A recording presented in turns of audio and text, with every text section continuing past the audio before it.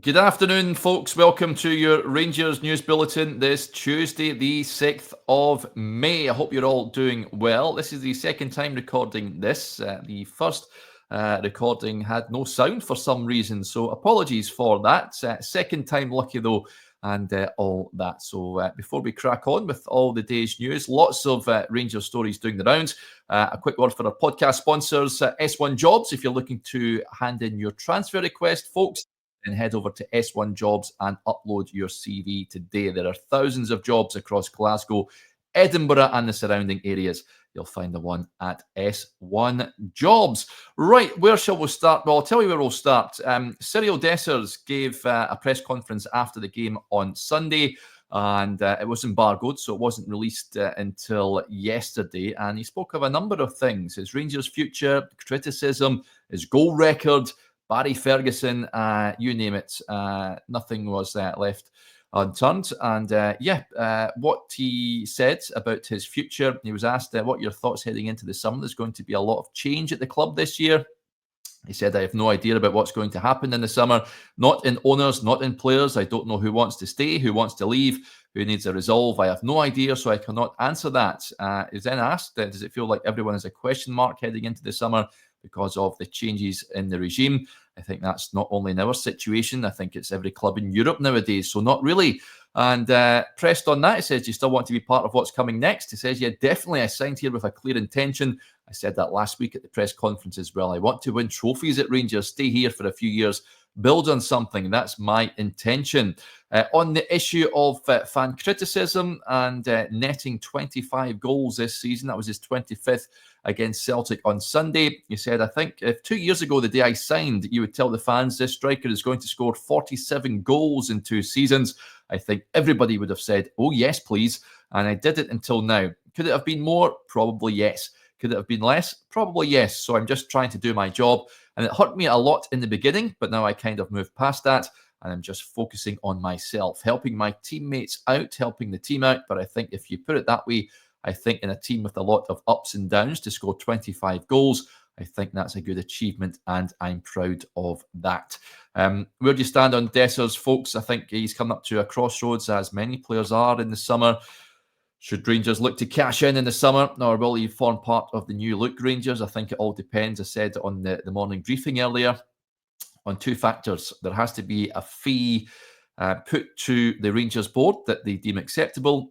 It has to be based on the player wanting to leave. In this case, he doesn't want to leave. But if the new manager comes in and doesn't want to retain Cyriel Dessers, then the writing is on the wall for him. So, it will be intriguing to see what happens. But, you can't sniff at that. 47 goals in 2 seasons. It's been pretty good. Someone commented on the show this morning, it should be 147 goals. And, I think that's probably a fair comment as well. He's such a mercurial figure, isn't he? That is what Dessers had to say. Sticking with the events from the game on Sunday, and myself and Johnny touched on tifo gate this morning. The Union Bears, incidentally, are looking to cash in on that Graham Souness tifo, and quite rightly so. They have released a number of t-shirts, which they are selling. I'd imagine they'll sell bucket loads of them. But they also released a tweet yesterday just on the tifo. It's read, tifo cost: sheets £1,524, paint £1,733, fabric £1,016, additional costs £1,029, national meltdown priceless, total £5,302. So there you go. And staying with the tifo, you may have seen this if you're watching the BBC highlights of the game on Sunday, and for some reason they censored and they blurred out the tifo on Sportscene, which I just find hilarious, to be honest with you. But there you go. Bonkers.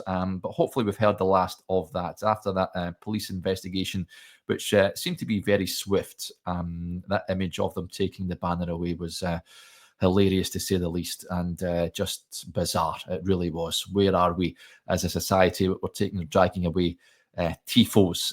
But that police investigation found no criminality.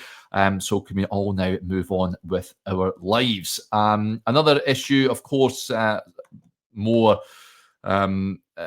demanding of news lines, and something that we really need to stamp out in the game is the idiot who threw the bottle onto the park at the weekend.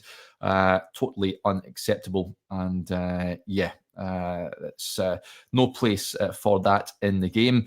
And another issue that stemmed from the game as well came from a guy in the away end, a Celtic supporter, who was seen mocking the Ibrox disaster. And he was identified, of course, on social media, reports of in the news that he's been dismissed from his job. It showed a man holding a mobile phone in the air with the number 66 visible on the screen. Now, Police Scotland have launched an investigation into the footage. A Rangers spokesperson said the Ibrox disaster remains the darkest day in our club's history and continues to affect a number of families to this day.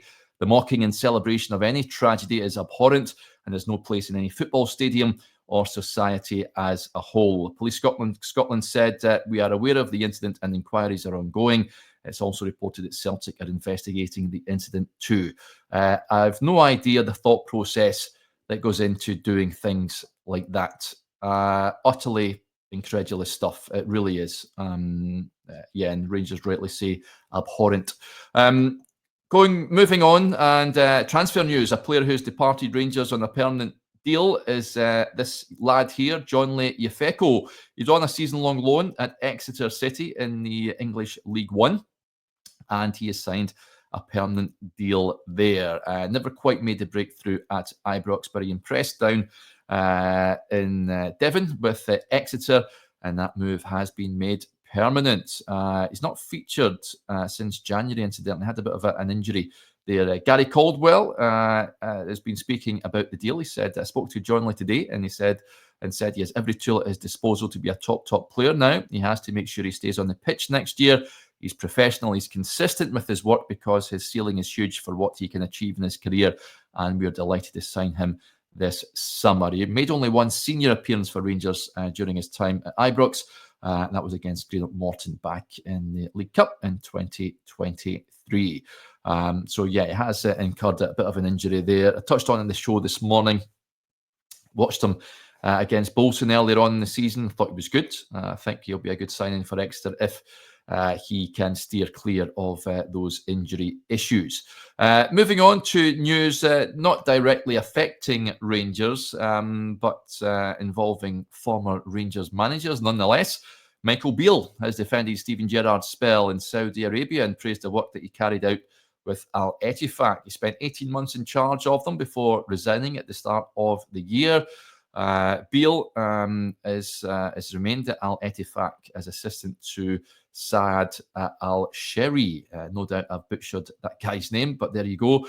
He told Twassel News, Gerrard and I were together for nearly 250 games across various clubs, including Rangers, Aston Villa and Al Ettifaq. We worked together and built a very strong relationship, and it was a pleasure to work with him again here in Saudi Arabia after a 2-year hiatus, and I learned a lot from him. The work Gerrard did to finish the first season in 6th place and leave the club in the semi-finals of the Cup was good work. He also helped the club develop all the facilities of the stadium and training grounds to a very good standard, in my opinion. On his resignation, Beale said, I'm not fully aware of it. It was private between Gerrard and the club, but the club and Stephen agreed to go in different directions for the benefit of everyone.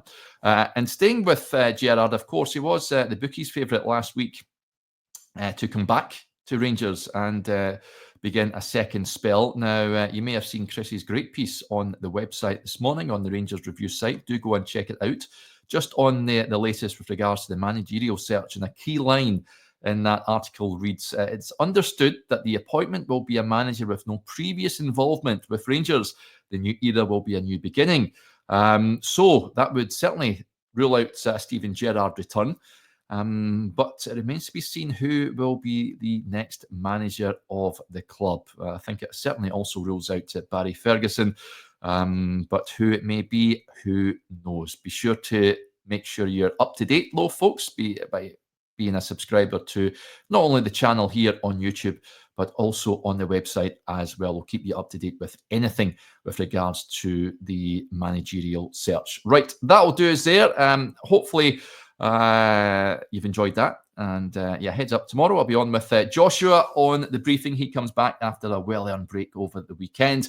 And yeah, we'll be back on tomorrow, 9:30 as always. Until then, enjoy the rest of your Tuesday. Bye for now.